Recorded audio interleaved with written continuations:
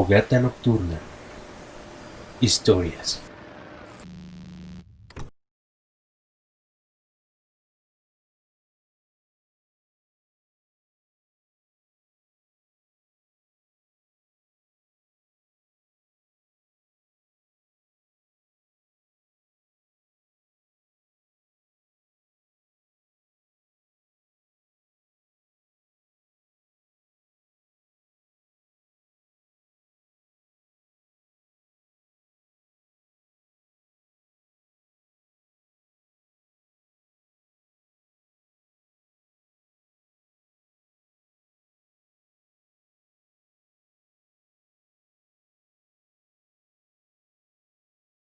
Anuncian al amor libre, que es lo único que merece la pena ser habido en este mundo.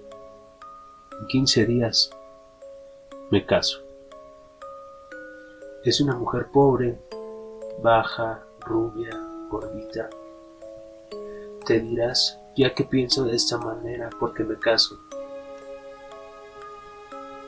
Tengo una muy buena razón. Quiero tener a alguien al lado en mi cama, a alguien viviente, porque él aparece con la soledad. Le tengo miedo al que se sienta en el sillón. Esto empezó hace 3 meses, más o menos. Yo volvía de noche a mi casa, estaba contento. Entré, cerré la puerta a mi espalda y enseguida sentí una sensación de soledad inmensa, una desolación infinita. Sentí un frío en la espalda, un frío de hielo. Yo sabía que ese frío no era natural, pero de todas maneras encendí la chimenea. Algo no estaba bien. Mi frío en la espalda seguía y era inútil ponerme en el fuego para calentarme. Este maldito frío seguía. Sabes que yo no aguanto un minuto más. Me salía para la calle en París a buscar por toda la Madeleine algún cafecito, a ver si encontraba por ahí un amigo, pero en los cafés no encontré a nadie. Solo había desconocidos. ¿Qué iba a hacer? Me volví a casa. La chimenea todavía estaba encendida. Había un fuego decente. Cierta luz tenue estaba por toda la habitación. Tomé una vela, la encendí y de repente, para mi maldita sorpresa, vi a alguien sentado en mi sillón. No tuve miedo ni cosa que se le parezca. Le dije: estoy contento, es un amigo que seguramente ha venido a verme. Su cabeza estaba torcida hacia la izquierda y profundamente dormido. Su brazo derecho se caía al lado del sillón. Yo lo veía desde atrás. Las 2 piernas tiradas hacia adelante, cruzadas, como si se estuviera calentando con el fuego de la chimenea. ¿Quién será este amigo? Me acerqué al sillón y quise tocar su hombro. Mi mano bajó hasta tocar la madera. No había nadie. El sillón estaba vacío. Amigo mío, esto sí es tener miedo. Miedo de veras. Con mi vela empecé a mirar abajo de la cama, como los niños, revisando el ropero. No había nadie. Me acosté como pude, dejé mi vela encendida. Dormí muy mal esa noche. A cada rato me levantaba y trataba de mirar al sillón, pensando que él podría estar otra vez sentado.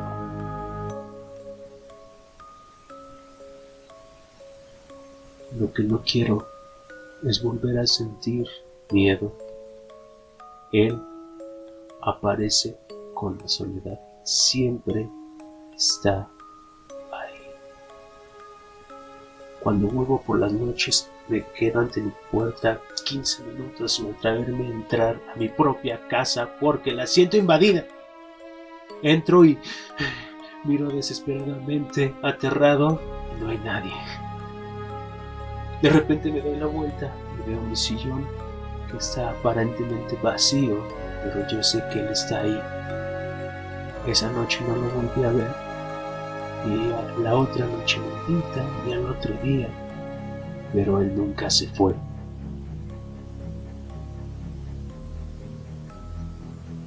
Así que ahora ya sabes por qué me caso con mi gordita, porque prefiero casarme y que me ponga los cuernos a terminar en alguna celda acolchada del manicomio. El Guy de Maupassant. El sillón estaba vacío. Amigo mío, esto sí es tener miedo. Miedo de veras. Con mi vela empecé a mirar abajo de la cama, como los niños revisando el ropero. No había nadie. Me acosté como pude, dejé mi vela encendida. Dormí muy mal esa noche, a cada rato me levantaba y trataba de mirar al sillón pensando que él podría estar otra vez sentado.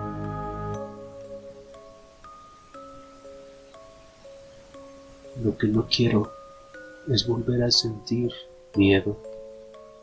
Él aparece con la soledad, siempre está ahí.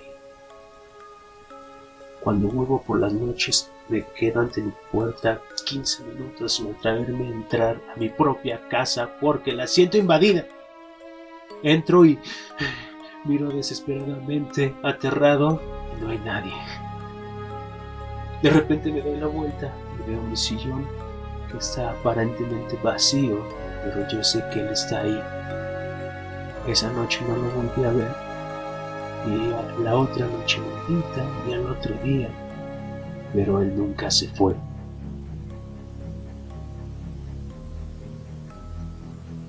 Así que ahora ya sabes por qué me caso con mi gordita, porque prefiero casarme y que me ponga los cuernos a terminar en alguna celda acolchada del manicomio.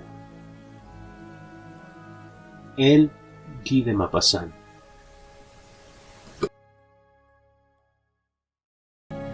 Pero él nunca se fue.